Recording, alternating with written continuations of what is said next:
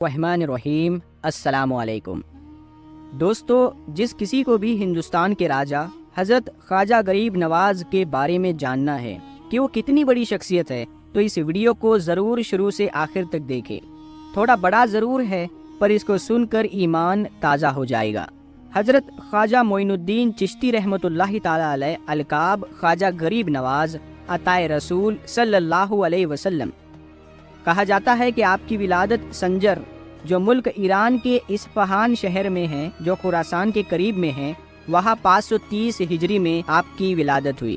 آپ کے والد کا نام حضرت خواجہ سید غیاث الدین بن احمد حسن رحمۃ اللہ تعالی علیہ ہے، جو حسینی سادات ہے، اور والدہ کا نام بی بی ام الورا بنت حضرت سید داؤد رحمۃ اللہ تعالی علیہ ہے، جو کہ حسنی سادات ہے۔ 8 برس کی عمر میں آپ کے والد کا انتقال ہو گیا اور 15 برس کی عمر میں آپ کی والدہ کا انتقال ہو گیا۔ 544 ہجری میں ایک بار آپ اپنے پھلوں کے باغیچے میں کام کر رہے تھے، تب حضرت ابراہیم کندوزی نام کے ایک درویش وہاں آئے اور بیٹھے۔ آپ نے ان کو اپنے باغیچے میں سے انگور کا گچھا پیش کیا اور انہوں نے اسے کھایا۔ پھر مہمان نوازی سے خوش ہو کر اپنے تھیلے میں سے کچھ نکالا، پھر اس کو چبا کر خواجہ معین الدین کو کھانے کے لیے دیا۔ آپ نے خوشی کے ساتھ اس کو کھایا تو ان کے فیض و برکات سے آپ کے لیے علم و حکمت کے دروازے کھل گئے، اور آپ نے اپنا سب کچھ بیچ دیا اور اس رقم کو غریبوں اور محتاجوں کو خیرات کر دیا۔ پھر آپ سمرقند اور بخارا کی طرف علم دین سیکھنے کے لیے روانہ ہو گئے۔ 544 سے 550 ہجری تک آپ وہاں حضرت مولانا حسام الدین اور حضرت مولانا شرف الدین کے پاس علم دین سیکھتے رہے۔ 550 ہجری میں آپ کی ملاقات حضور غوث اعظم رضی اللہ تعالیٰ عنہ سے ہوئی۔ آپ ایک کامل پیر تلاش رہے تھے کہ آپ نے خواجہ عثمان ہارونی رحمۃ اللہ تعالیٰ علیہ کے بارے میں سنا۔ 552 ہجری میں آپ ان کے پاس گئے اور ان کے مرید ہوئے اور عبادت الہی اور خدمت مرشد کرتے رہے۔ ایک بار خواجہ عثمان ہارونی نے آپ سے کہا کہ معین الدین، نیچے دیکھو کیا دکھتا ہے؟ آپ نے نیچے دیکھ کر کہا کہ میں زمین کے اندر دیکھ سکتا ہوں۔ مرشد نے پھر کہا کہ اب اوپر دیکھو کیا دکھتا ہے؟ آپ نے اوپر دیکھ کر کہا کہ میں آسمان کے اندر دیکھ سکتا۔ مرشد نے پھر فرمایا کہ میں تمہیں اس سے بھی آگے پہنچانا چاہتا ہوں۔ پھر 22 سال مرشد کی خدمت میں گزارنے کے بعد ایک دن مرشد نے پھر بلا کر اپنی 2 انگلیاں آپ کی دونوں آنکھوں کے بیچ میں رکھی اور پھر فرمایا، معین الدین، نیچے دیکھو کیا دکھتا ہے؟ آپ نے نیچے دیکھ کر کہا کہ میں تحت الثری تک دیکھ سکتا ہوں، یعنی 7 طبق زمین کے نیچے تک۔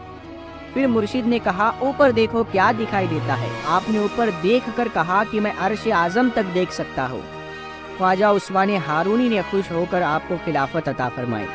ایک بار آپ کے مرشد خواجہ عثمان ہارونی رحمۃ اللہ تعالی علیہ نے اپنے سب مریدوں کو جمع کر کے کہا کہ میں نے تمہیں جو علم سکھایا ہے اس میں کچھ کرامات پیش کرو۔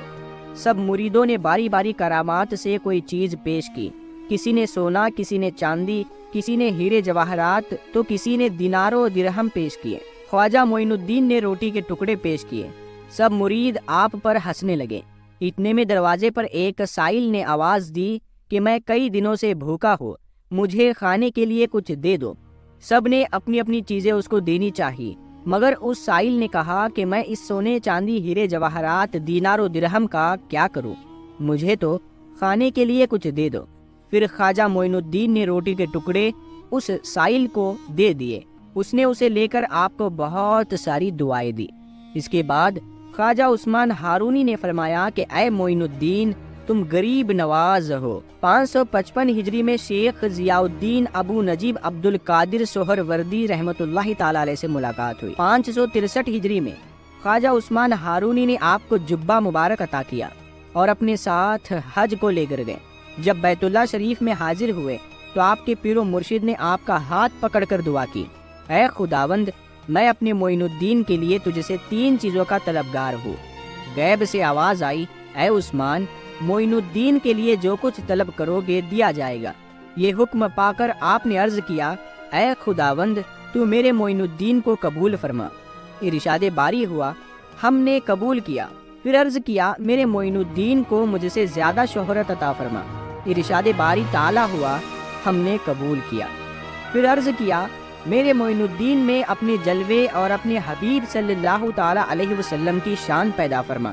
ارشاد باری ہوا کہ یہ دعا بھی میں نے قبول کی۔ آخری وقت میں اس دعا کا اس طرح ظہور ہوا کہ آپ کی وصال کے بعد آپ کی پیشانی مبارک پر عربی میں لکھا ہوا تھا ھذا حبیب اللہ وما تعفی حب اللہ، جس کا ترجمہ یہ ہے یہ اللہ کا حبیب ہے اور اس کا وصال اللہ کی محبت میں ہوا۔ اس کے بعد جب مدینہ شریف پہنچے اور حضور صلی اللہ تعالی علیہ وسلم کو سلام پیش کیا، الصلاۃ والسلام علیک یا رسول اللہ، تو روضہ مبارک سے جواب آیا وعلیکم السلام یا قطب المشائخ بحر و بر، اور تم پر بھی سلامتی ہو اے زمین اور سمندر کے بزرگوں کے قطب۔ 580 ہجری میں غوث اعظم رضی اللہ تعالیٰ عنہ سے دوبارہ ملاقات ہوئی۔ 582 ہجری میں اصفہان میں خواجہ قطب الدین بختیار کاکی کو مرید بنایا اور 585 ہجری میں سمرقند میں ان کو خلافت عطا فرمائی۔